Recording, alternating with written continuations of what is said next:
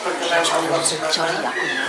Pagi ini kita dapat berjumpa dalam keadaan sehat walafiat tanpa mengganggu apapun. Karenanya marilah kita ungkapkan puji dan syukur kita kehadirat Allah atas semua limpahan rahmat, hidayah serta nikmat-nikmatnya. Alhamdulillah wa syukrulillah wala haula wala quwata illa billah.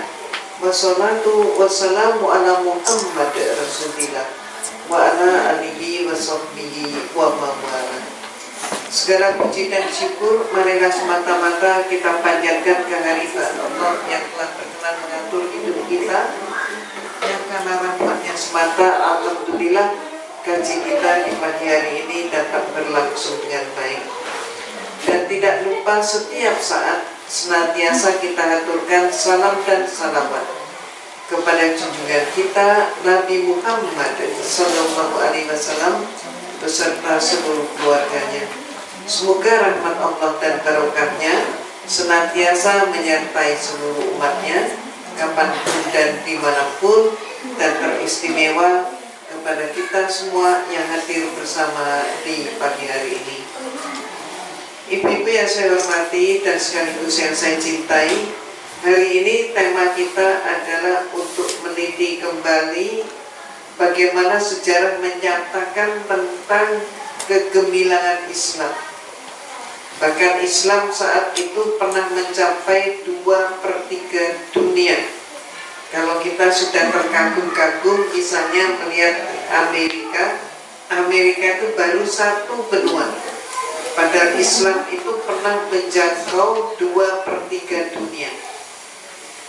Nah, kita akan melihat bagaimana kejayaan Islam, dan ketika Islam berjaya apa yang terjadi, dan bagaimana yang disebut dengan kejayaan Islam. Ternyata kejayaan Islam itu adalah kejayaan bagi umat Islam dan seluruh umat manusia. Jadi tidak hanya khusus buat umat Islam, tapi untuk Islam dan bagi seluruh umat manusia. Ketika peradaban Islam terpuruk, maka yang terpuruk bukan hanya umat Islam, tapi juga seluruh umat manusia ikut terpuruk. Seperti apa kita akan bahas, saya akan tunjukkan nanti, termasuk bagaimana kejayaan Islam itu di Andalusia, terus juga bagaimana kemudian di Maroko, di Tunisia, dan lain sebagainya. Kita akan memulainya dari Andalusia. Kalau ibu-ibu mencari Andalusia hari ini di peta nggak ketemu. Yang ada adalah Spanyol. Yang ada sekarang adalah Spanyol. Dan Andalusia itu apa dan di mana? Mari kita telaah. Adalah saat ini hanyalah sebuah provinsi dari 17 provinsi negara Spanyol. Andalusia adalah provinsi dengan penduduk yang paling padat di Spanyol. Nama ibu kota provinsi adalah Sevilla. Kita lihat lebih lanjut lambang provinsinya. Next. Ini petanya. Nah, Andalusia itu yang warna kuning. Itu Andalusia. Dan yang ini adalah Spanyol. Nah, Andalusia letaknya di sini. Oke.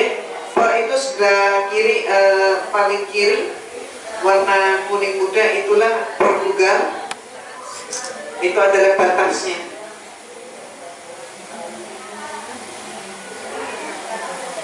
Oke, kita lihat lagi. Kalau Prancis itu ini yang putih. Oke, kita lihat lagi.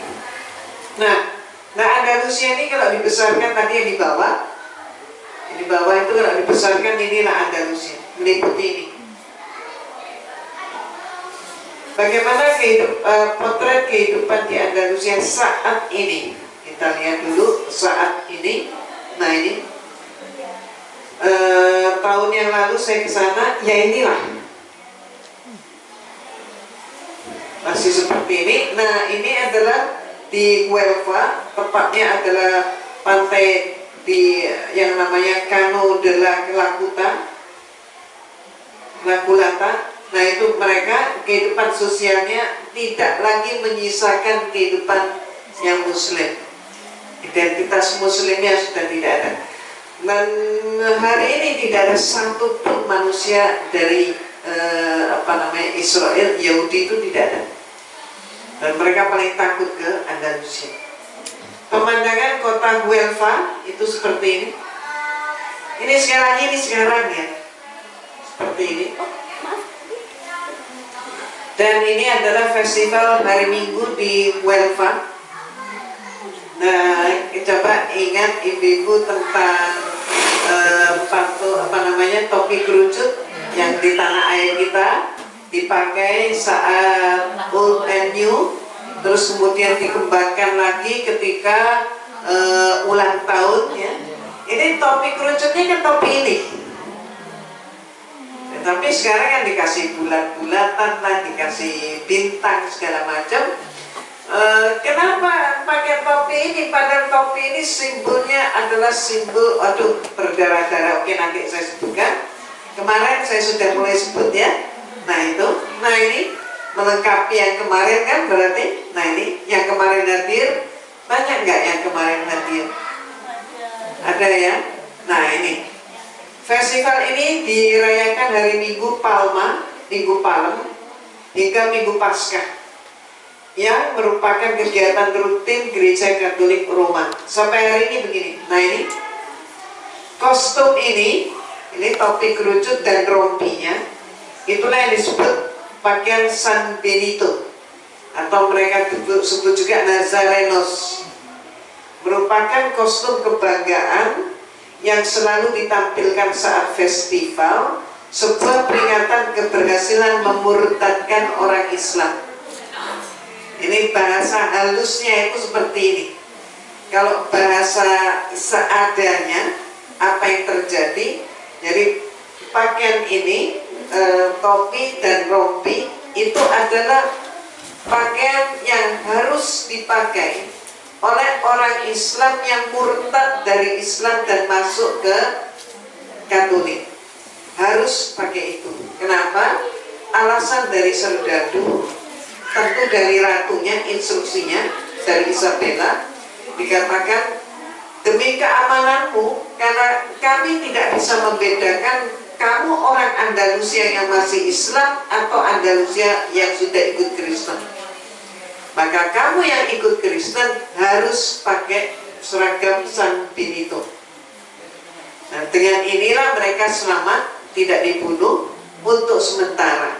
Artinya, setelah pembantaian Muslim Andalusia yang dilakukan oleh Columbus sudah berhasil, Columbus terima uang, maka mereka ini semua yang pakai seragam San Benito ditangkapin, kemudian dibawa, diseret ke tanah lapang, dan mereka dibakar hidup-hidup.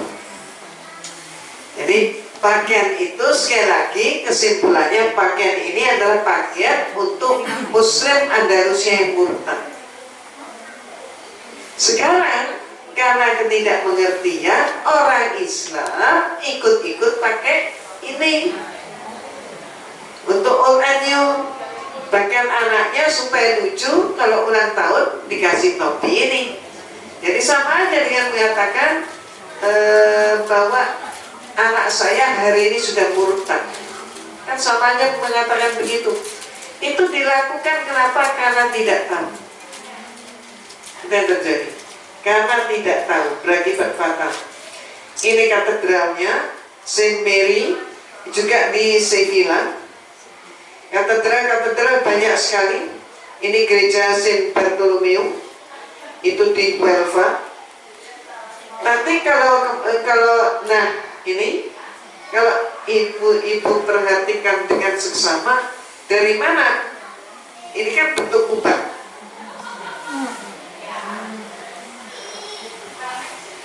Dari mana ini? Ini ternyata banyak sekali katedral di sana, terutama yang besar-besar, itu adalah dulunya masjid.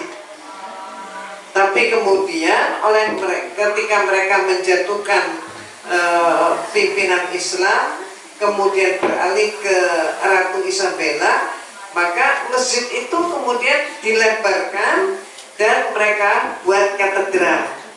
Jadi kompleksnya adalah kompleks katedral. Maka bagian masjid itu pun ada yang kemudian tetap utuh, ada pula yang diambil, mereka buat baru juga bisa, dibuatlah katedral. Jadi mereka klaim itu katedral. Tapi siapa yang membangun? Ternyata yang membangun adalah umat Islam. Mereka saat itu belum punya teknologi. Jadi mereka orang-orang dari Aragon dan sebagainya. Mereka ini orang yang sangat minim pengetahuannya dan tidak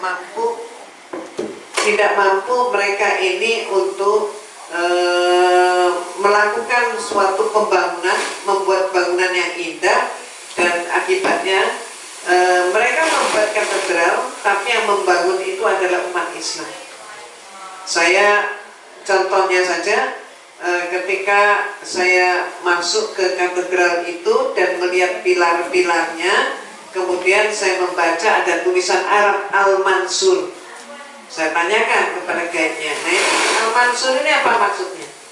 Maka dia kemudian tidak bisa tidak, dia harus jawab, memang saat itu kami belum mampu bangun, yang membangun ini semua adalah umat Islam. Itu yang terjadi di Andalusia. Jadi tidak berlebihan kalau dikatakan Andalusia saat itu sudah bergemerlapan, kalau malam pun tidak gelap. Sementara lorong-lorong yang ada di Italia maupun di berbagai tempat yang lain, termasuk di Inggris segala macam, mereka itu masih dalam keadaan gelap. Tapi Andalusia itu sudah terang benderang. Berarti apa? Saat itu Islam sudah demikian majunya. Kita lihat lagi sisa-sisa peninggalan peradaban Islam. Kita lihat ya, ini adalah Istana Alcázar di Cordoba, Andalusia. Seperti ini indahnya, dan ini adalah tamannya. Jadi tamannya aja sudah kayak begini, demikian indah. Bukan hari ini ya, bukan hari ini, tapi masa itu sudah demikian indahnya. Terus kemudian langit-langit Istana Alcázar di Sevilla itu sudah kayak begini. Langit-langit ini berarti atapnya sudah seperti ini. Berikutnya lagi, nah relief-relief yang seperti ini sangat-sangat indah dan demikian teliti. Itu pun adalah bagian daripada Istana Alcázar di Sevilla. Sangat indah, arsitekturnya sangat hebat, dan paling hebat adalah di Istana Alhambra. Alhambra itu letaknya adalah di Granada. Jadi pusat kota atau pusat kejayaan Islam saat itu di Granada.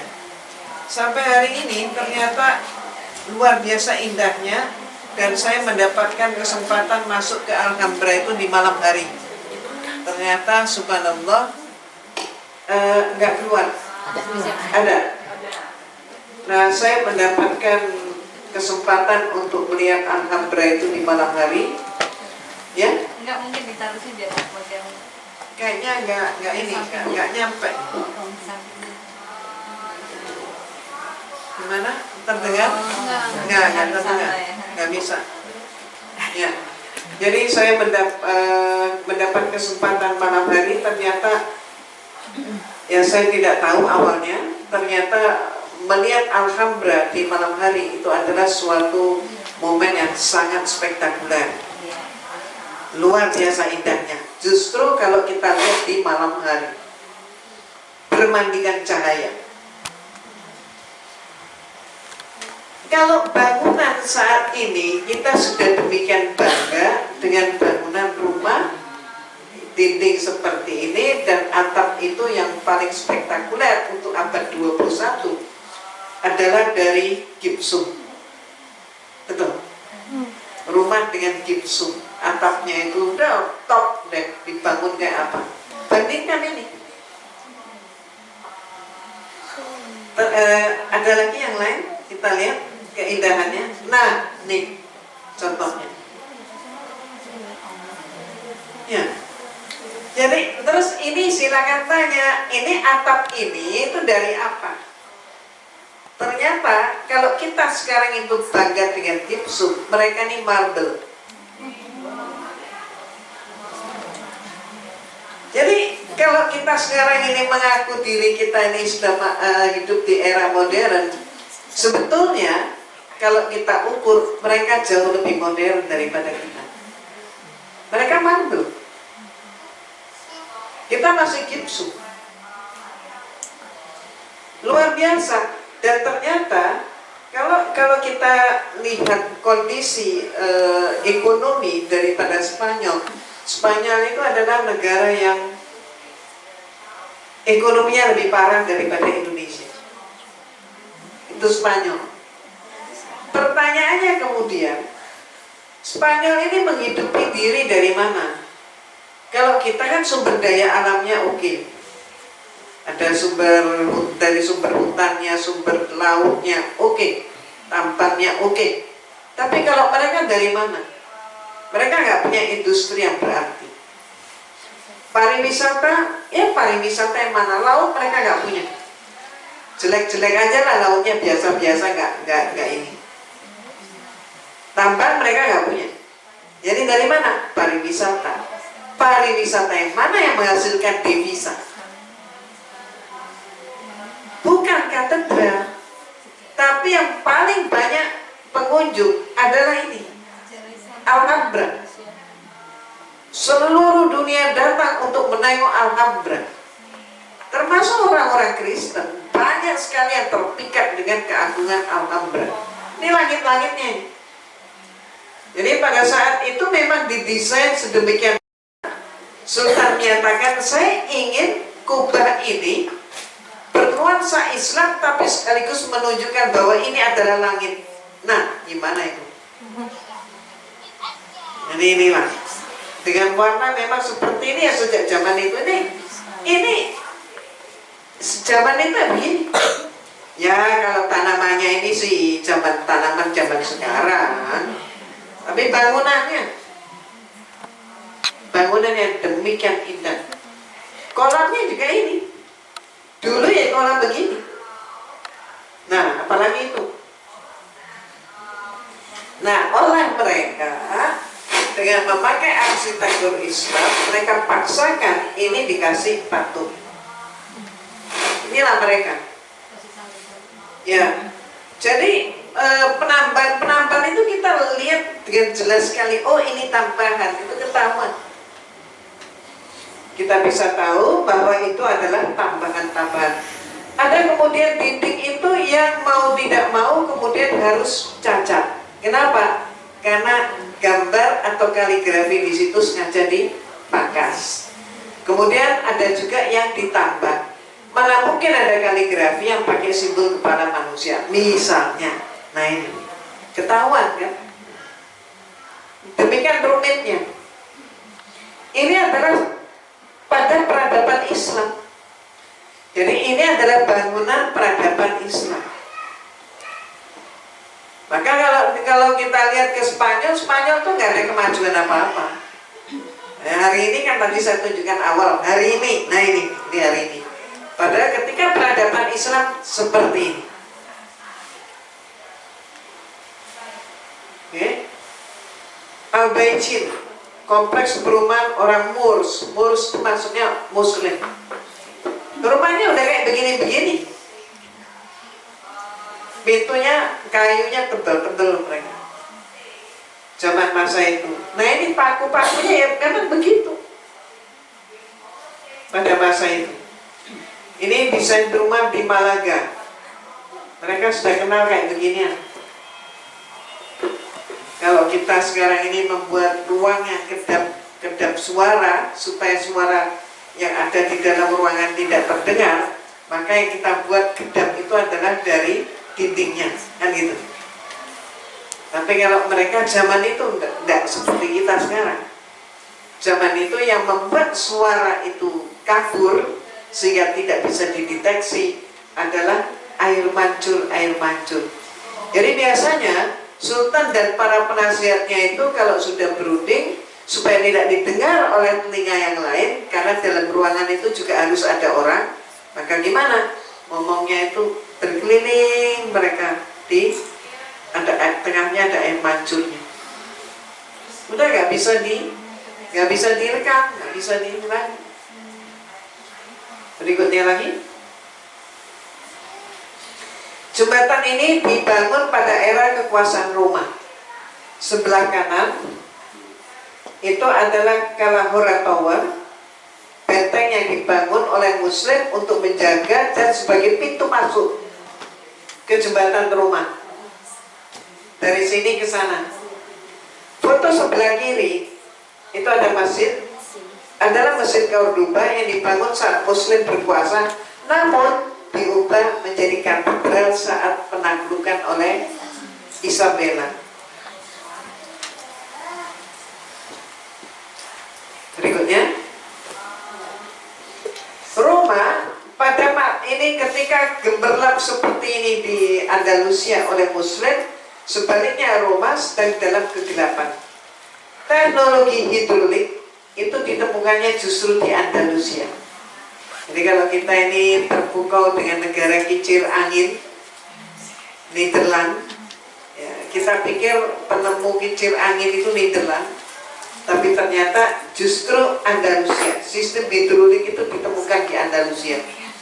Kemudian di Maroko, di Tunis kita bisa melihat kincir-kincir angin mereka. Itu sebabnya pada masa kejayaan Islam, Afrika, kalau kita berbicara tentang Afrika, seolah-olah hari ini Afrika itu terbirit-birit kemiskinannya, gersang. Tapi pada masa kejayaan Islam, Afrika itu adalah wilayah yang subur. Kenapa? Karena mereka mampu memanage air. Sementara kalau, mohon maaf, hari ini kita bicara tentang Indonesia, ketika hujan lebat terjadi di Bogor, maka yang pusing orang Jakarta karena takut dengan hujan kiriman. Ngapain? Yang hujan Bogor, kenapa orang Jakarta pusing? Aneh. Inilah kalau suatu negara sangat lurus ya begini. Yang kita lihat lebih lanjut apa yang ada di sana, bukan ini ya, sebentar lagi. Nah, kita saksikan videonya tentang peradaban Islam. Jadi ada video yang bisa kita saksikan dan menggambarkan secara utuh tentang peradaban Islam di sana. Luar biasa bagusnya, dan dari situ kita nanti akan mengambil kesimpulan. Dengan melihat dan mengurai fakta sejarah seperti ini, maka kita itu insya Allah akan menjadi bangga kembali. Oh, Islam itu ternyata demikian agungnya. Ketika manusianya ini tunduk, patuh, taat pada aturan Allah, luar biasa kesejahteraannya. Tapi ketika manusia ini ingkar, ya itulah yang terjadi. Kalau kita berbicara tentang Islam, bahkan orang awam akan mengatakan saat ini Islam itu Malaysia, Indonesia, Arab, yang nggak benar.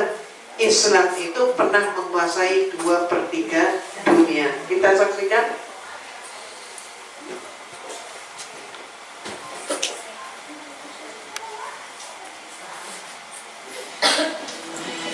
Kincir angin kan? Oke, kita lihat.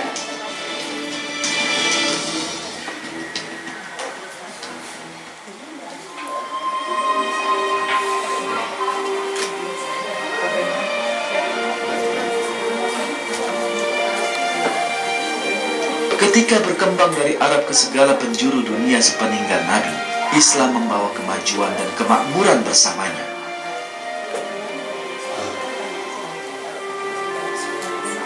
Kemanapun mereka pergi, kaum muslim membawa peradaban bersama mereka.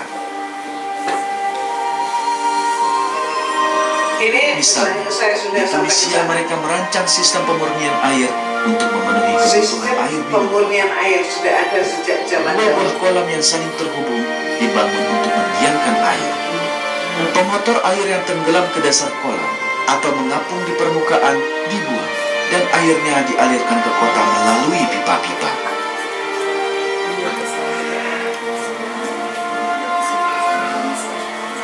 sampai hari ini tetap dipelihara seperti ini. Para ahli teknik Muslim membangun kincir air untuk mengalirkan air ke kota-kota.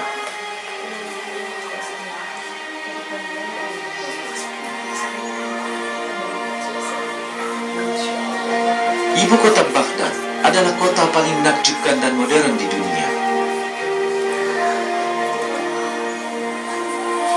Penataan dan arsitektur kotanya sangat memukau. Seorang pengembara yang mengunjungi kota tersebut menulis, semua jalan raya di Baghdad diapit oleh kebun-kebun, taman-taman, rumah-rumah besar, alun-alun, pusat perbelanjaan yang mengesankan, dan tempat pemandian ala Turki. Kota indah ini terbentang sepanjang sungai sejauh bermil-mil di kedua sisinya.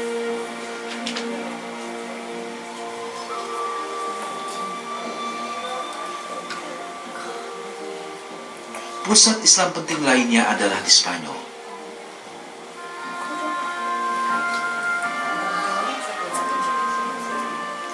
Bangsa Muslim Andalusia dahulunya adalah negara paling modern di Eropa. Ibu kotanya, Cordoba, adalah sebuah kota megah dengan arsitektur, jalan-jalan yang teratur, dan diterangi dengan baik, perpustakaan, rumah sakit, dan istananya. Sekarang masih Di masa yang sama, seperti ini kondisinya. kota-kota terbesar di Eropa seperti London dan Paris jorok, gelap, dan tidak teratur. Inilah sebabnya mengapa orang-orang Eropa yang mengunjungi Cordoba sangat terkesan dengan kemegahan, budaya dan seni yang mereka nikmati di kota tersebut.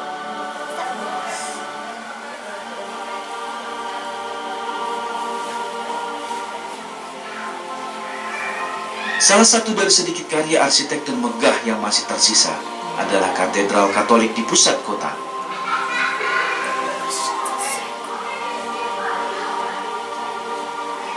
Ini dulu merupakan sebuah masjid dan kemudian diubah menjadi gereja.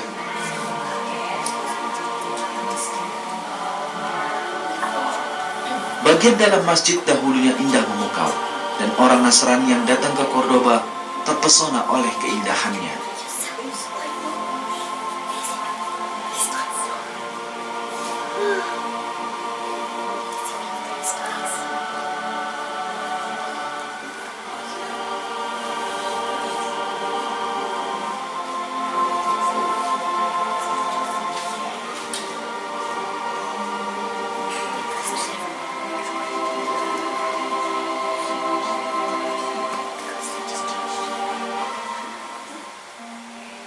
Salah satu karya arsitektur paling megah di Andalusia adalah Istana Alhambra, sebuah contoh agung dari seni dan keindahan Islam.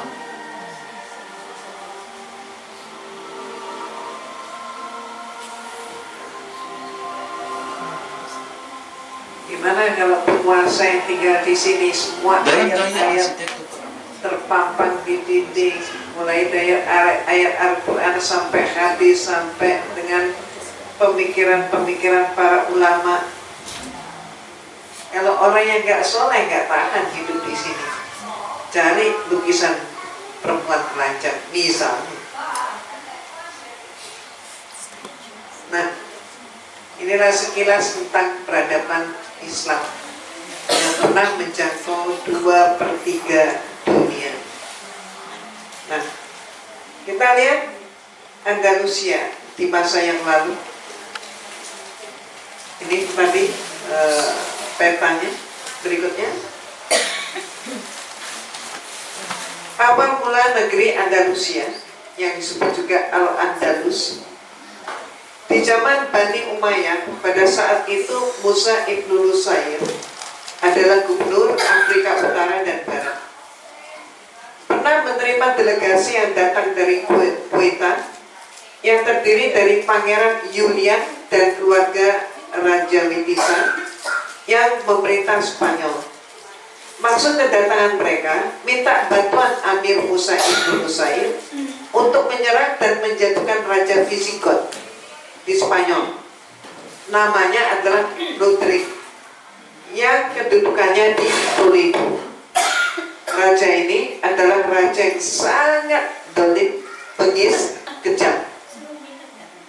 Ini adalah sebagai ilustrasinya Pangeran Julian dan keluarga Raja Witisa menghadap kepada Musa ibn Nusair sebagai gubernur Afrika Utara dan Afrika Barat.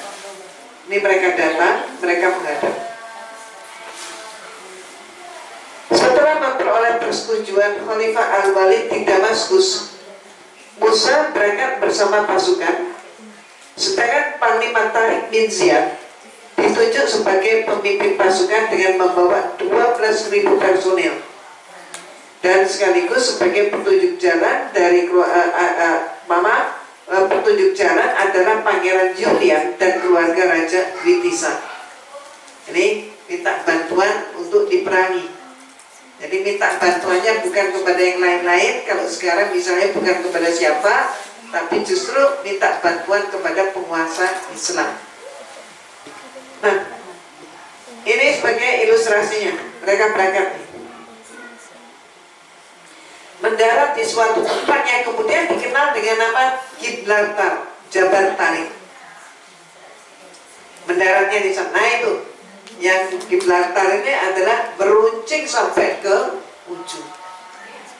Indah sekali. Ini adalah penggambaran-penggambarannya bagaimana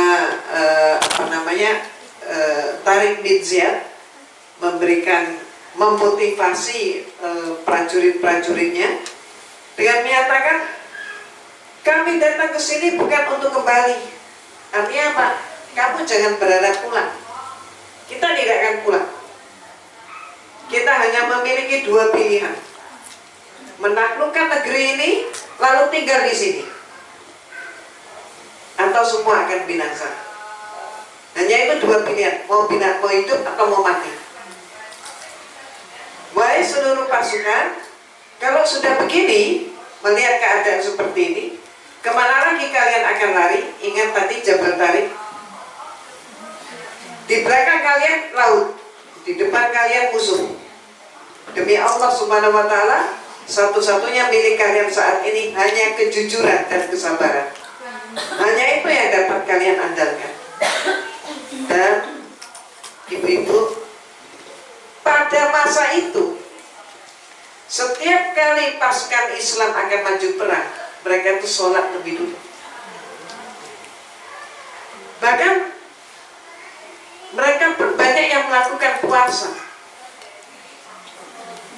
Peristiwa berdarah-darah misalnya saya bandingkan di tempat lain, Gallipoli, ketika itu Turki yang Muslim, dan di Turki negara Muslim dikepung oleh seluruh sekutu-sekutu daripada Barat yang Kristen. Apa yang terjadi pada malam hari peristiwa yang sangat berdarah itu? Panglima menyatakan, kita semua harus dalam keadaan suci maju perang. Jadi mereka semua bersuci, kemudian melaksanakan sholat subuh, setelah itu doa bersama, berangkat maju perang. Ternyata hari itulah terbanyak di antara pasukan Muslim yang mati dalam keadaan syahid.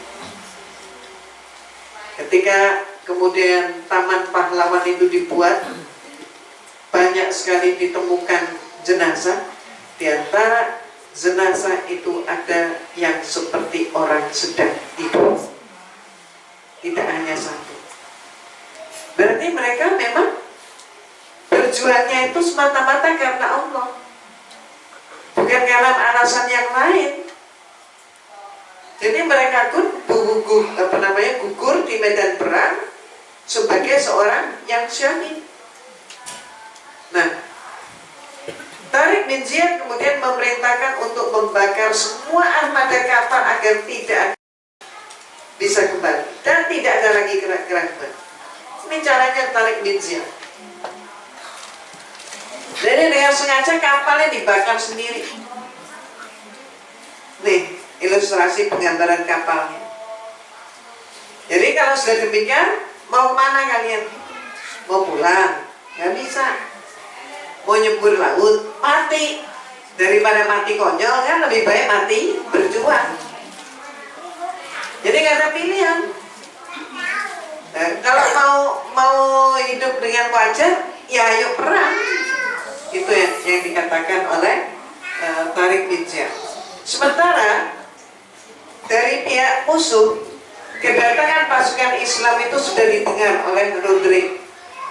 Pada tanggal 19 Juli 711, kedua pasukan bertemu di tepi sungai Rio Barbate. Maka terjadi pertempuran di sana. Pasukan Roderick terdesak dan dapat dikalahkan. Bahkan Roderick sendiri tewas tenggelam di Rio Barbate ketika hendak melarikan diri. Inilah adalah hasil ketika pasukan itu sudah mempunyai niatan yang berjuang karena Allah. Mereka sudah tidak mikir lagi yang lain-lain. Mau mikir harta juga sudah nggak bisa. Mau mikir yang misalnya untuk pulang juga nggak bisa.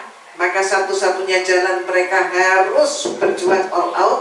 Akhirnya Allah mengabulkan permohonan mereka, menang. Maka dari Toledo, Islam itu menyebar ke kota-kota lain di Andalusia yang dulunya pada masa itu dinamakan Semenanjung Iberia. Contohnya Malaga, Elvira, Murcia, dan Cordoba.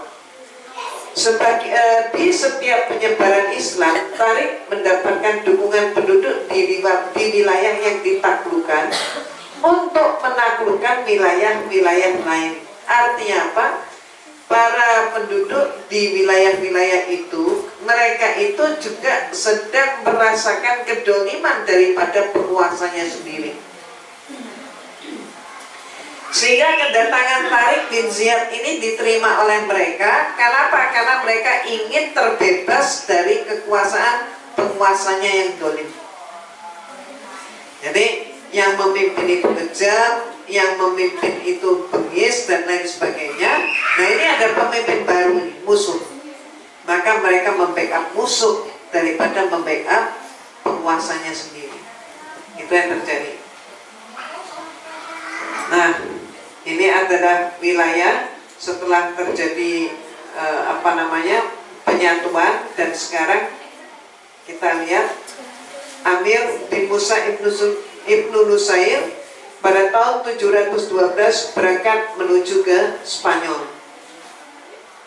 Ia bersama pasukannya sebanyak 18.000 personel menempuh jalur yang tidak dilewati oleh Tariq bin Ziyad.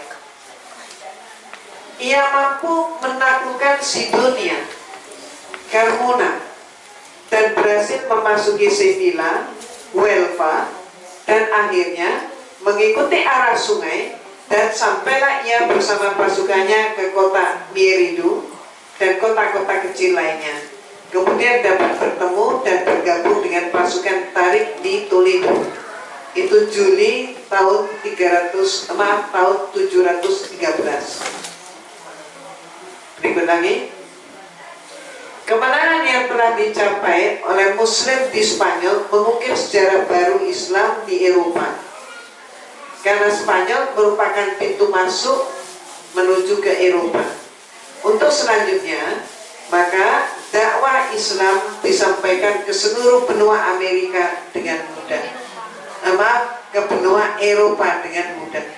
Jadi setelah satu pusatnya kena, maka Islam itu kemudian merambat dakwahnya dengan cepat dikenal ke seluruh wilayah-wilayah Eropa yang lain. Kenapa? Karena pusatnya udah kena. Jadi saat itu kejayaan adalah di Spanyol. Tempatnya mana? Andalusia. Nah, perkembangan berikutnya, Abdurrahman III menjadi khalifah pada tahun 929 Masehi, membangun beberapa buah istana dan memajukan pertanian rakyat. Rakyat taat kepadanya dan semua orang merasa hidup damai bersamanya. Pada masa kekuasaannya, Cordoba merupakan pusat kejayaan Islam yang penting di barat sebagai tandingan Baghdad di timur. Jadi artinya kalau ada Baghdad di bagian timur, maka bagian barat adalah Cordoba. Islam kan, Baghdad itu Islam di timur. Sebelah barat adalah Cordoba. Kalau di Baghdad ada Baitul Hikmah dan Madrasah Nizamiyah. Kairo ada Al-Azhar dan Darul Hikmah, maka di Cordoba ada Universitas Cordoba sebagai pusat ilmu pengetahuan. Perpustakaannya memiliki ratusan ribu buku. Ratusan ribu buku. Jadi orang Islam pada masa itu, pada masa kejayaan Islam, orang Islam itu semuanya ikro, cinta pada ilmu pengetahuan, makanya mereka maju. Pertanyaannya, bagaimana kita mau maju tanpa ini? Bukan apa-apa, kita lihat negeri kita, Indonesia. Jakarta misalnya, ada berapa perpustakaan di Jakarta? Jujur aja, Ibu pernah masuk perpustakaan, pinjam buku di perpustakaan di Jakarta? Di kampus. Nggak pernah dengar kalau ada perpustakaan di Jakarta? Nggak pernah dengar? Di kampus dulu. Ya, iya lah, kampus nggak ada perpustakaan, tutup aja kampusnya. Nggak pernah dengar gitu kan? Itu ada? Yang mana? Ya, perpustakaan nasional pernah? Pernah pinjam buku di sana? Oke, satu orang lagi berapa? LIPI kan, kalau nggak punya perpustakaan jangan jadi LIPI.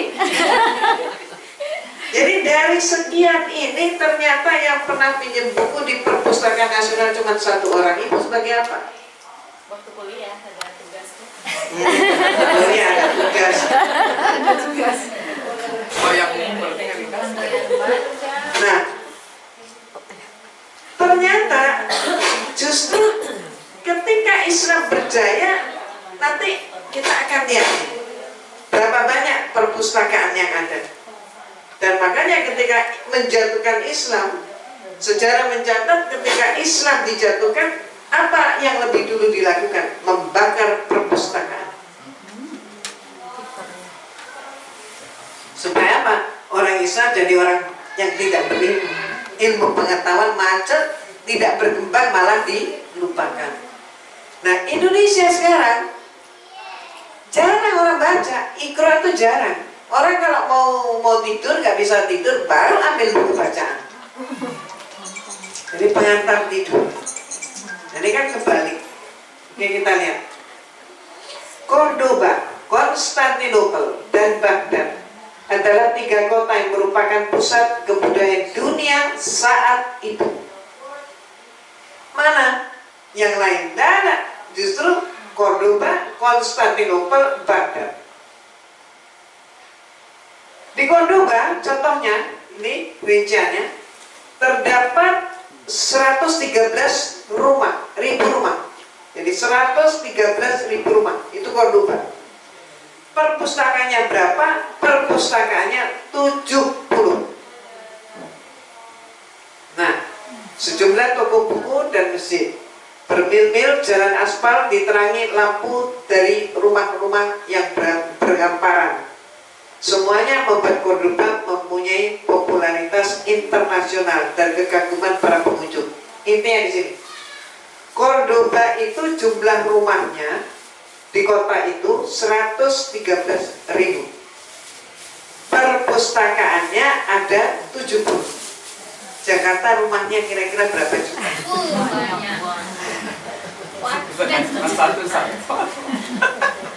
Ya, berapa juta rumah? Itu di Jakarta, bukan 1000 kan? Ya, berapa juta rumah? Perpustakaannya yang baru terungkap cuma 1. Nah, mereka itu 113.000, perpustakaannya 70. Gimana mau nggak maju?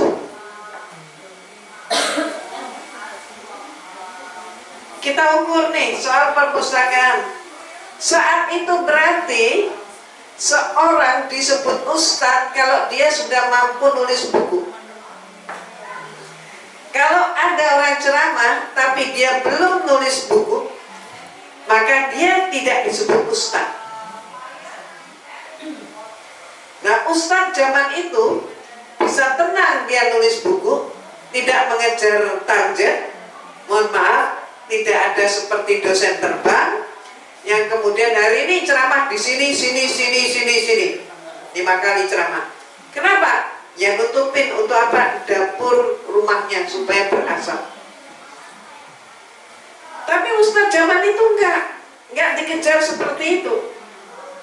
Kenapa? Karena memang mereka fokus berpikir ditulis. Hasil tulisannya, hasil riset para guru besar dan ulama dibukukan.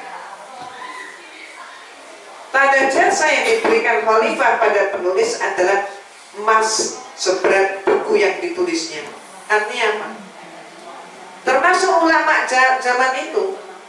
Kalau disebut ulama pada masa kejayaan Islam, berarti dia adalah cendekiawan. Jadi kalau disebut ulama, disebut ustadz, maka dia adalah dosen. Nah saat itu si ulama ini menulis, dia datang dulu ke kalau kita sekarang mungkin Menteri Pendidikan, mungkin itu untuk apa? Ambil kertas. Khalifah menyediakan kertas. Kertasnya diambil, tentu ditanya, kira-kira kamu mau menulis buku perlu berapa rim? Terus kemudian dia jawab, ya 2 rim. Kasih kertas 2 rim. Sama ulama itu kemudian ditulis pakai tangan. Sampai 2 rim. Terus kemudian setelah selesai 2 rim ditulisi sampai tamat, tulisannya dia serahkan kepada khilafah. Terus kemudian ditimbang itu berapa kertas yang sudah dia tulisin. Ternyata kertas yang sudah ditulisin itu misalnya gampangannya beratnya adalah 1 kilogram. Maka royalti buat si ulama adalah 1 kilogram emas. Lo mau gak maju kayak apa negaranya? Sekarang ada universitas, dana riset aja gak punya. Ya Pak ya? Ya terang-terangan lah. Ini kan kita akui secara objektif untuk apa? Saya berharap diantara kita semua, Ananda ini semua, kalau saya sudah bukan zaman saya, Ananda ini semua yang akan menjadi ibu daripada tokoh-tokoh di tanah air kita. Ini motivasi untuk siapa? Ya kalau untuk saya udah bukan masa saya. Saya hanya menyampaikan apa yang terjadi dalam peradaban yang lalu. Tapi justru di tangan ibu-ibu muda inilah adalah calon-calon pemimpin negeri kita. Ayo kita motivasi kayak begini. Kita mau maju kayak apa? Kita ini mau bangkit peradaban kita kayak apa? Kalau masih sinetronan aja. Iya kan? Gimana? Terus mohon maaf, ketika ustadznya ini ngejar target, ceramah di sini, ceramah sini. Iya, kapan dia mau mikir? Nanti jangan-jangan ceramahnya 5 tahun yang lalu sampai hari ini sama. Iya kan? Ini kita real nih. Betul nggak? Kita real ini, berpikir secara konkret. Terus kemudian anak sekolah, coba aja lihat. Apa sih sebenarnya pengetahuan diperlukan oleh anak SD? Dijejalin berbagai macam kurikulum yang ternyata ketika dia sudah ke masyarakat, ilmu itu nggak dipakai. Iya kan? Nah ini banyak perutusan diplomatik berkumpul di Cordoba, baik dari dalam maupun dari luar Spanyol. Delegasi berdatangan dari suku-suku Zanata, Afrika Utara, dari dinasti Idrisi, dan raja-raja Kristen, Prancis, Jerman, Konstantinopel. Saat itulah dari pihak Vatikan banyak sekali mengirim utusan untuk sekolah di sekolah Islam. Masuk para pastor itu ke pesantren-pesantren. Jadi mereka belajar ilmu pengetahuan itu dari Islam. Setelah kemudian mereka belajar, sementara kitanya udah mulai lengah. Aku udah tahu. Nah, dengan aku udah tahu. Buat apa belajar? Saya udah tahu, udah ngerti. Emang Islam itu warisan? Islam itu bukan warisan, bukan benda, tapi Islam itu adalah pedoman kehidupan kita. Al-Quran itu pedoman hidup kita.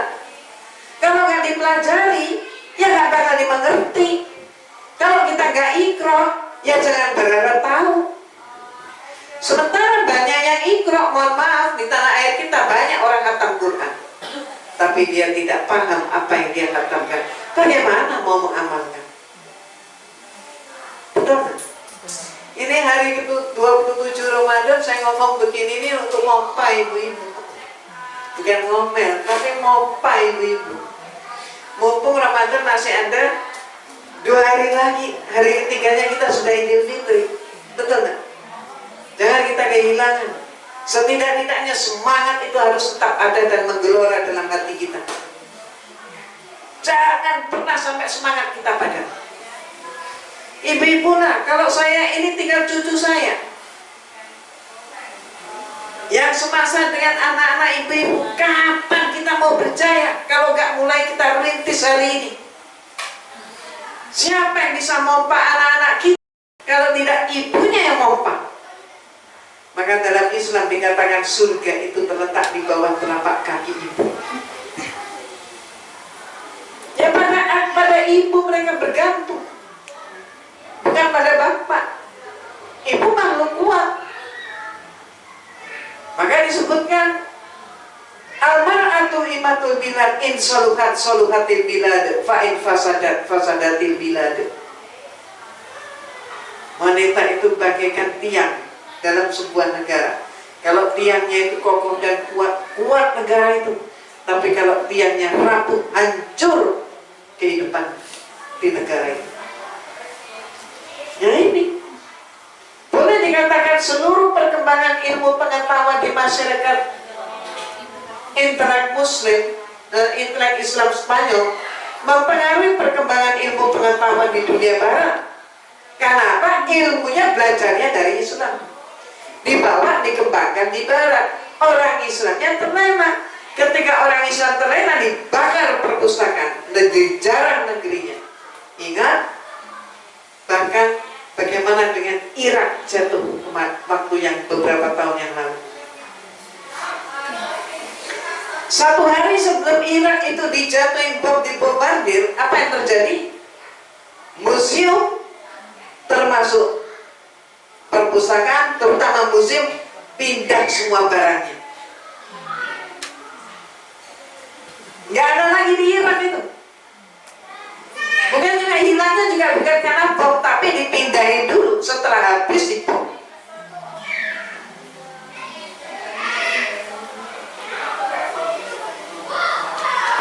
Islam dulu berjaya di Andalusia, tapi karena kelemahan umat Islam,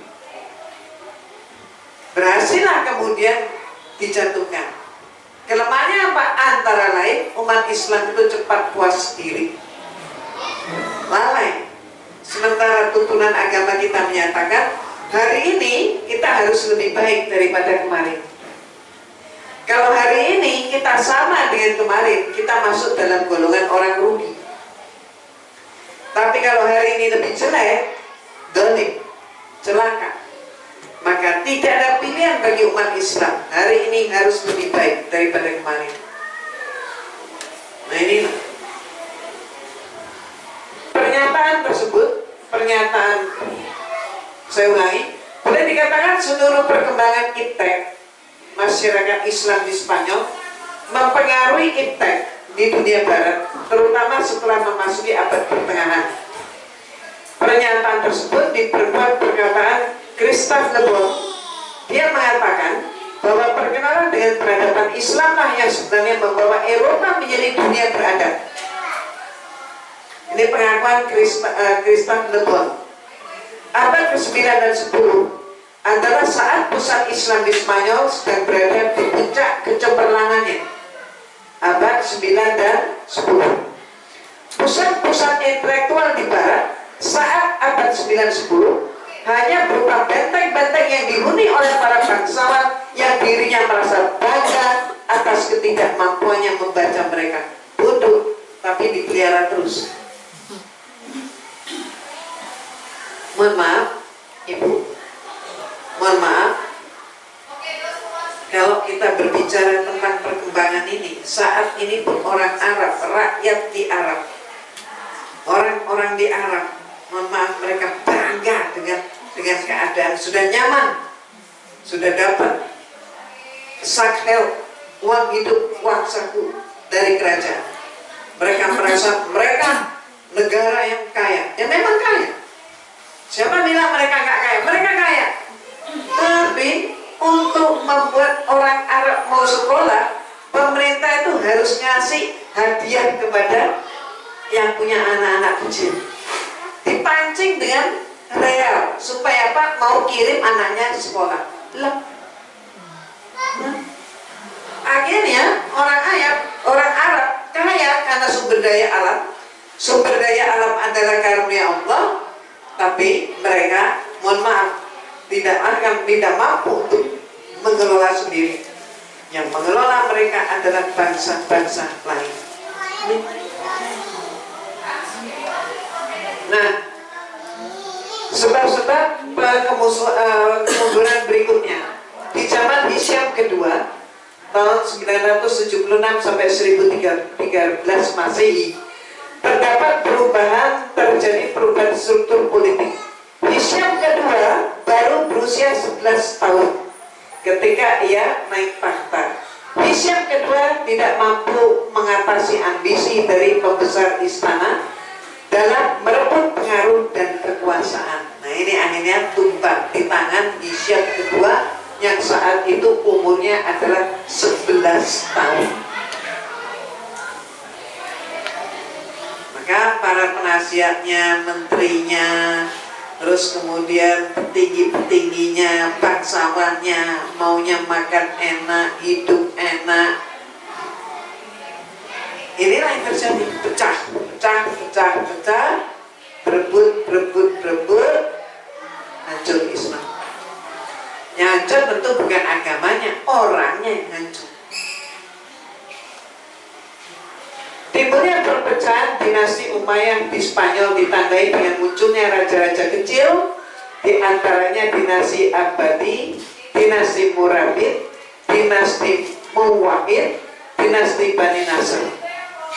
Mereka saling berperang dan mengadakan aliansi dengan penguasa Muslim atau dengan penguasa Kristen dari Aragon dan Castile, yang dulu tidak dihancurkan oleh Ibnu Musa Ibnu Lusair di zaman Bani Umayyah yang berpusat di Damaskus. Saat itu mereka kaum Kristen diberi ampunan. Kesempatan ini tidak disia-siakan oleh orang Kristen. Munculnya dinasti-dinasti kecil ini menurut Montgomery Watt berjumlah sekitar 30 negara kecil disebabkan penghapusan sistem khilafah. Jadi setelah Isa manjur, pecah sampai kurang lebih 30 negara kecil.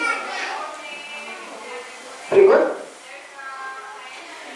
bersatunya antara Castile dan Aragon, dua kerajaan kecil Kristen, pada tahun 1230 telah meningkatkan usaha perebutan kekuasaan terhadap kekuasaan Islam di Spanyol dan semakin efektif. Tahun 1236 Masehi, Cordoba dapat direbut, dan tahun 1248 Masehi, Sevilla jatuh pula ke tangan orang-orang Kristen. Satu persatu dihancuri.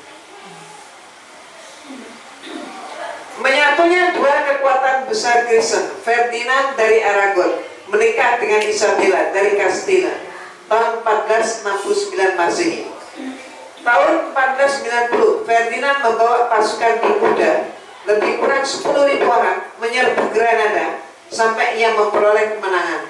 Dengan jatuhnya Granada, maka hancurlah kekuasaan Islam di Spanyol dan negeri itu dikuasai oleh Kristen kembali. Sia-sia perjuangan daripada para pendahulu. Nih fotonya, Ferdinand dan Isabella. Dan inilah pada masa inilah Islam itu demikian hancur-hancurnya, termasuk Gilesai, termasuk yang topi kerucut tadi di masa mereka ini. Terus termasuk benua Amerika siapa? Katanya Christopher Columbus, dan itu adalah suatu kebohongan yang dilestarikan. Penumbus Christopher Columbus adalah pembunuh bayaran yang sengaja di-hire oleh Isabella untuk memburu Muslim Andalusia yang melarikan diri ke benua Amerika. Tapi dia dianggap penemu benua Amerika, padahal dia mengejar Muslim Andalusia yang sembunyi di Amerika.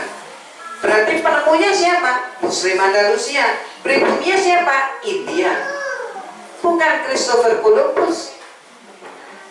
Dan inilah kalau sejarah tidak dipahami, apalagi sejarah Islam tidak diajarkan. Kalau kita ingin anak-anak kita mengetahui tentang sejarah Islam dan itu penting, ya kita harus ajarkan sendiri. Di sekolah nggak bakalan diajarkan, memang disengaja. Kalau mau menghabisi Islam, langkah paling gampang, hancurin dulu peradabannya. Hilangkan dulu dari memori anak-anak tentang sejarahnya. Ini yang berhasil di negeri kita. Maka nggak heran dari 95% turun 90 turun 85, dan bahkan ada yang menyatakan di bawah itu yang sesungguhnya realnya di bawah itu. Islam nggak akan punah, Al-Quran tidak akan hilang, tapi bahwa Indonesia akan menjadi negara yang bukan Islam itu mungkin. Sementara kita lihat Rusia yang dulunya komunis sekarang Islam terbesar, beralih. Cina komunis, hari ini Islam berkembang besar. Demikian pula di negara yang lain. Tapi jangan lupa, ketika Islam di Indonesia itu kemudian dimarginalkan, ingat berikutnya, umat Islam akan tertindas dan kemanusiaan pun akan tertindas. Oke, kita lihat. Maaf, saya lanjutkan sih. Tertindasnya apa buktinya? Ya, kita lihat aja sekarang kota-kota besar di tanah air kita, termasuk, mohon maaf, sebut aja misalnya Bekasi. Di Bekasi itu mallnya berapa puluh? Malah antara jumlah penduduk sama mallnya itu sampai-sampai saya misalnya, rumah saya, perumahan saya itu dikelilingi oleh mall. Di situ ada ada Metropolitan, sampai kiri, sampai kanan Grand Metropolitan, terus seberangnya adalah Giant, terus sebelah belakangnya Bekasi Cyber Park. Nah, ya, jadi kita ini mau dibuat seperti apa? Kita ini mau dibuat Indonesia sebagai negeri pemasaran produk luar negeri. Ayo sekarang, ibu merasa nggak produk Cina itu lebih murah daripada produk kita sendiri dalam negeri? Iya nggak? Ngaku deh. Loh iya kan? Fakta kan? Jadi kita ini mau disetting supaya kita ini bangsa Indonesia itu jadi bangsa konsumtif. Lihat aja sekarang, antara remaja Mesir dengan remaja mall banyak yang mana? Iya kan? Remaja mall.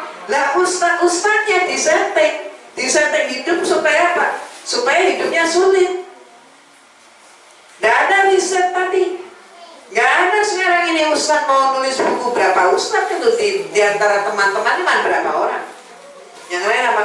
Ceramah. Kapan dia belajar? Nggak.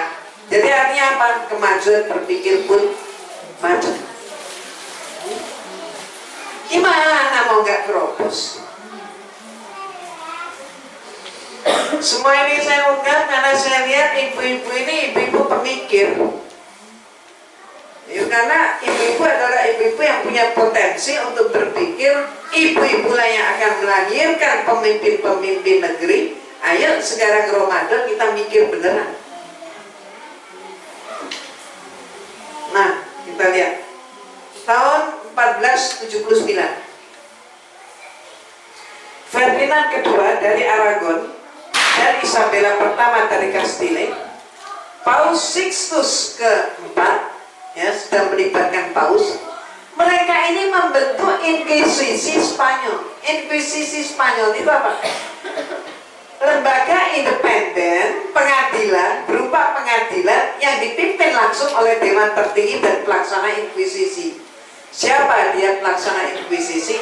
Dia adalah Pastor Torquemada, orang Yahudi yang jadi pastor. Nah, untuk apa lembaga Inkuisisi? Pengadilan ini untuk apa? Gereja kok yang memvonis adalah gereja, yang menangkap gereja, yang mengeksekusi juga gereja. Ini pengadilan terhadap apa? Terhadap orang yang dianggap sesat. Nah, siapa yang dianggap sesat? Yang dianggap sesat itu adalah yang belum seagama dengan mereka. Maka korbannya saat itu adalah Muslim dan Yahudi. Ya, tadi di ujung acara di awal saya bilang Yahudi udah habis, nggak ada lagi satu biji pun orang Yahudi nggak ada di sana. Yahudinya mana? Yahudinya kemudian mereka justru minta perlindungan kepada khilafah Turki Utsmani. Kemudian oleh khilafah Turki Utsmani, mereka ini karena minta bantuan, ya udah dibantu, dikasih lahan, diberi sertifikat tanah. Jadi kalau di Turki malah ada Yahudinya yang ditolong oleh khilafah. Tapi mereka nggak pernah berterima kasih. Itulah mereka cirinya. Nah, ini datanya kurang lebih 3 juta kaum muslimin dibantai, dibakar hidup-hidup, disiksa secara kejam setelah jatuhnya Granada. Nah, ini ilustrasi yang buat adalah gereja, suasana Inkuisisi Spanyol.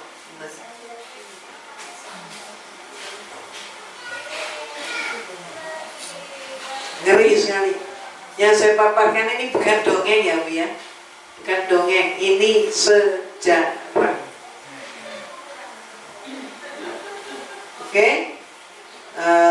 Tahun 1492 Inkuisisi digunakan untuk mengusir semua orang Yahudi dan bangsa Moor, Muslim Andalusia dari Spanyol, dan memaksakan pertobatan mereka kepada Kristen Roma. Artinya mereka dipaksa untuk murtad, pakai seragam San Benito. Oke, berikutnya tahun 1499 Kardinal Ximenes de Cismero melarang Britania buku Islam dan dia membakar. Tahun 1556 Masehi, Inkuisisi masih dilanjutkan. Philip kedua membuat undang-undang bagi orang Islam yang tinggal di Spanyol untuk meninggalkan kepercayaan, meninggalkan Islam, meninggalkan istiadat, meninggalkan bahasa, dan meninggalkan pola hidup mereka. Hanya ada 2 pilihan bagi orang Islam, masuk Kristen atau meninggalkan Spanyol. Undang-undang tersebut dipertegas oleh Philip ketiga. Banyak orang Islam yang dibunuh atas perintah Philip ketiga. Betul-betul dihabisi. Jadi saat ini di Spanyol, kecuali pendatang, nggak ada orang Spanyol beragama Islam, kecuali pendatang.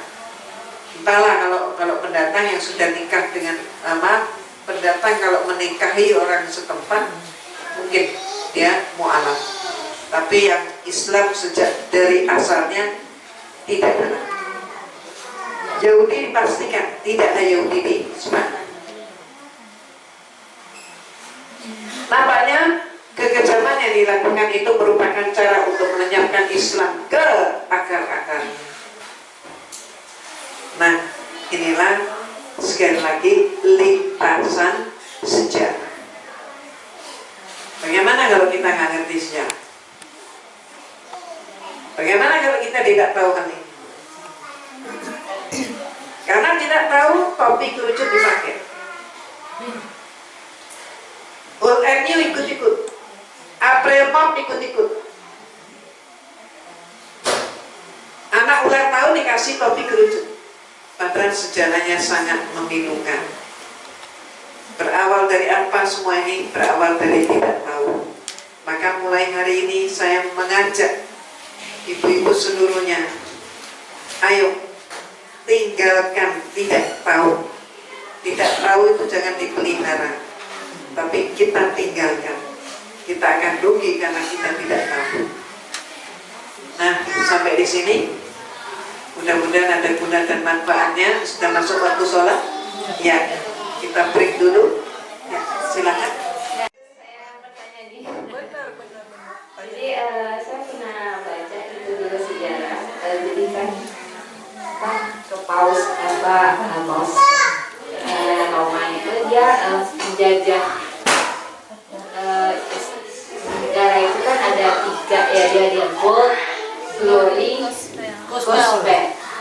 Apakah sampai sekarang itu mereka masih dengan 3 tujuan itu sampai sekarang gitu?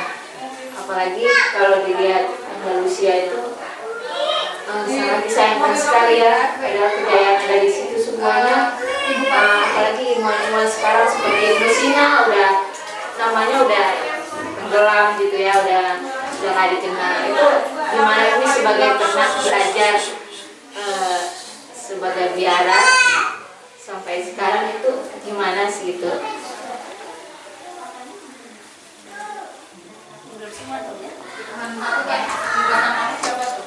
Ya, sejarah itu kalau Umi boleh mengumpamakan, sejarah itulah mengenal diri kita. Ketika kita meninggalkan sejarah, maka kita menjadi tidak kenal siapa kita. Ini bahaya sekali. Contohnya, Umi berikan satu bandingan. Itu adalah kalau kita lihat Filipina. Kalau kita bilang tentang Filipina itu sekarang agamanya apa? Kristen, tepatnya Katolik ya. Itu Filipina. Pernahkah kita mengetahui dari sejarah bahwa sebenarnya Filipina itu negara Islam? Nah, itu contoh. Jadi Filipina itu adalah dulunya kerajaan Moro Islam. Tapi itulah yang terjadi, seperti sejarah yang baru saja kita lihat, kehancuran daripada Andalusia itu ketika sampai kepemimpinan itu dipegang seorang yang masih usia 11 tahun. Ya, tentu dia tidak mampu berbuat banyak. Nah, Filipina demikian pula ketika umat Islam itu sudah berhasil dibuai dengan berbagai macam kemaksiatan, maka umat Islam meninggalkan agamanya, berarti kan itu, maka kemudian hancurlah mereka. Ketika mereka mensalahpahami, dipikir Islam itu adalah suatu keterburukan, keterbelakangan, yang modern itu adalah Barat, maka mereka ingin jadi modern, mereka ingin disebut pintar, mereka ikuti modernisasi. Akhirnya apa? Akhirnya agama pun ditinggal. Kesalahpahaman terjadi, dan ini kesalahpahaman itu akan terus berlanjut. Contoh tadi misalnya saya ungkapkan tentang Amerika. Siapa penemu benua Amerika? Jawabannya kalau kita melihat buku Christopher Columbus. Padahal bukan dia. Dia adalah pembantai Muslim Andalusia. Ya, mereka bersembunyinya di Amerika. Dari Andalusia sembunyi di Amerika. Nah, itu salah satu contoh kesalahpahaman sejarah. Orang kita misalnya hari ini, ibu-ibu muda sebagian, nggak semua, tapi karena ekonomi mereka cukup, karena mereka ingin cari sensasi yang lain daripada yang lain, ingin kemeriahan, maka anaknya ulang tahun dipesenin kue tar, tiup lilinnya, terus pakai kostum apa? Pakai kostum San Benito, minimal topi kerucut. Karena mereka apa? Karena mereka nggak ngerti apa yang dahulu sangat memilukan sejarahnya, hari ini malah umat Islam bersorak-sorai. April Mop April Mop itu adalah sejarah kemenangan Isabella memusnahkan Muslim Andalusia. Maka dia setelah pasukan pemanahnya berhasil membujuk, jadi orang Islam ditipu dengan kapal yang dibilang kapal ini silakan dipakai Muslim untuk kemana saja silakan. Ini hadiah dari Ratu. Sebagian orang Islam percaya, sebagian enggak. Akhirnya percaya dengan tipuan itu, mereka turun semua dari persembunyian, mereka turun ke bukit, dari bukit ke dermaga. Setelah sampai di dermaga, maka dalam hanya satu teriakan, semua prajurit itu berkuda sudah keliling bukit, kemudian kill, langsung anak panah itu diluncurkan pakai api. Habis di bawah pun sudah siap serda untuk membantai. Nah itu sekarang ini di pergaulan anak-anak kita, remaja kita terutama, maka dikenal sebagai hari kebohongan, 1 April, April Fool. Nah kemudian apa? Itu dipakai sebagai hari permainan yang untuk seneng-senengan, bohongin temennya nggak apa-apa, tapi karena apa? Karena 1 April, karena begitu. Padahal itu sejarahnya Andalusia. Ini contohnya, akibatnya fatal. Sehingga apa yang harus kita lakukan sekarang? Yang kita lakukan sekarang ini adalah justru melalui majelis taklim. Majelis taklim itu adalah pejuang garis terdepan, benteng keluarga. Jadi melalui majelis taklim, ayolah kita ini memberikan sejarah kepada anak-anak kita, supaya mereka tahu sejarah Islam. Jangan sampai orang Islam nggak ngerti sejarahnya. Nah, nanti akibatnya kayak Filipina. Nah ini kan sekarang kalau kita mau berbicara tentang sejarah, misalnya di tanah air kita tanya misalnya tentang Angry Bird. Ya anak-anak tahu kan Angry Bird. Padahal itu mitos, atau mitos yang lain, misalnya pas Snow White. Itu kan mitos. Sementara mitos begitu mereka tahu, tapi mohon maaf, mitos nasional mereka udah nggak paham. Kenapa nggak diajarkan? Misalnya apa? Andi-andi lumut, kelenteng kuning, bawang merah, bawang putih, tangkuban perahu. Itu kan mitos lokal. Nggak ngerti? Yang ada adalah mitos-mitos barat. Itu kan itu. Jadi mohon maaf, kita nggak bisa berharap banyak kepada pemerintah. Pemerintah kita itu sedang sibuk ngurusin macam-macam. Nggak mungkin mereka. Yang bisa adalah kita, kaum ibu. Justru lewat majelis taklim ini kita sepakati mana yang harus disajikan pada anak-anak. Itulah yang melalui ibu-ibunya sendiri disampaikan sejarah, dikemas dengan bagus, dengan indah. Itu caranya menyelamatkan anak-anak kita. Terus juga demikian pula, ayo dibuatlah suatu diskusi tentang problem anak-anak. Jadi problem anak-anak, pertanyaan anak-anak itu saya yakin deh, ibu-ibu kewalahan juga kalau anak-anak bertanya. Betul kan? Betul kan? Betul. Nah, ayo itu didiskusikan, cari solusinya justru melalui apa? Majelis taklim. Kenapa enggak? Ibu-ibu kan ngalamin semua. Ketika misalnya tanya, Ma, kenapa saya harus sholat?